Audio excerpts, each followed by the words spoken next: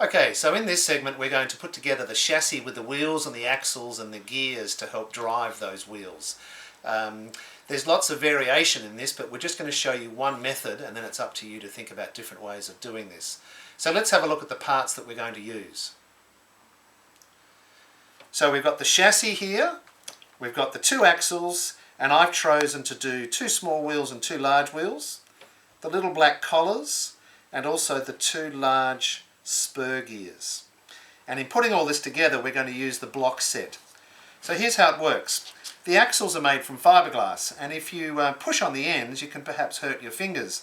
So the reason why we include this dowel is if you put that over the end of the axle, then we can do some pushing with this to help avoid any problems, and it's easy then to push the wheel inside the axle inside the wheel rather. So we line it up with our fist, and then we push down nice and firmly, and then we can get the axle onto one of the wheels. So that's one part of it.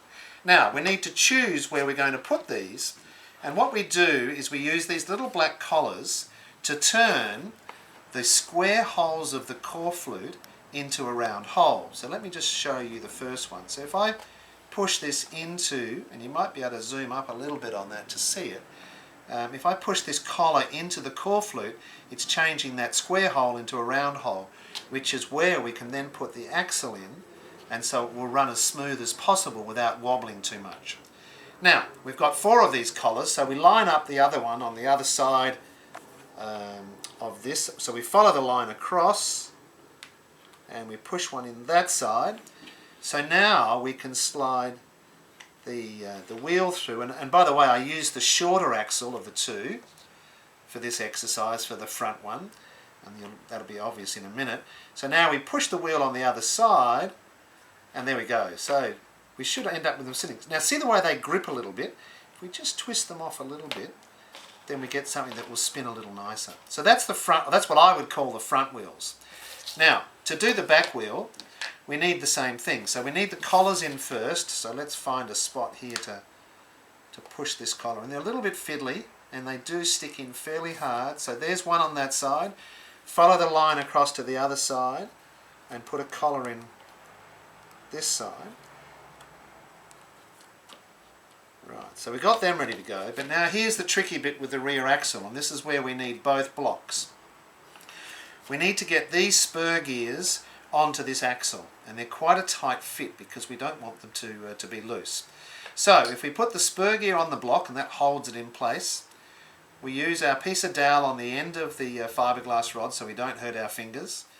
We line these two up, and then if I push down fairly hard, I then push the big spur gear onto the axle, and hopefully you can see the way the axle's sticking out a little bit there. Now if we want to put both of these on together, I should have done it the other way around. I'll just pop this one on first, the short one on, or the smaller one on first. There it is, popping through. Put the bigger one down on the block, line it up again, and then push again. So now I've got both gears onto the axle, and I've still got a small amount protruding here at this point. So I can now line that up with one of the large wheels and push really firmly, and there we go. So now we've got the wheel along with the two gears held in place, and these won't slip around.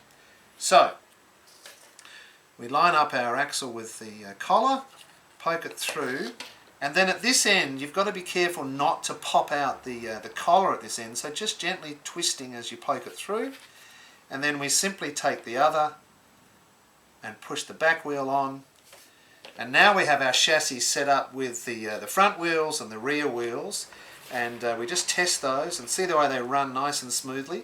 They're not pushed in too hard, so if I push really hard, sometimes you see then it doesn't spin nearly as well. So just a little twist just to ease them off. Friction is our big thing here, we've got to be careful of, and then make sure that it spins.